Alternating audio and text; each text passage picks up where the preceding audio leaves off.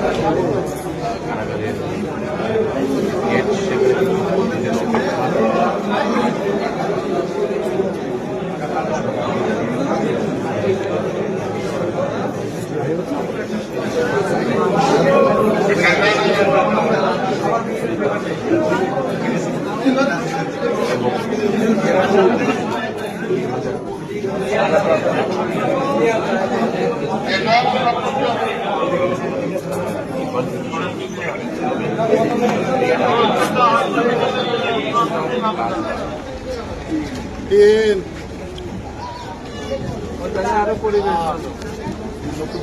কেমন লাগছে?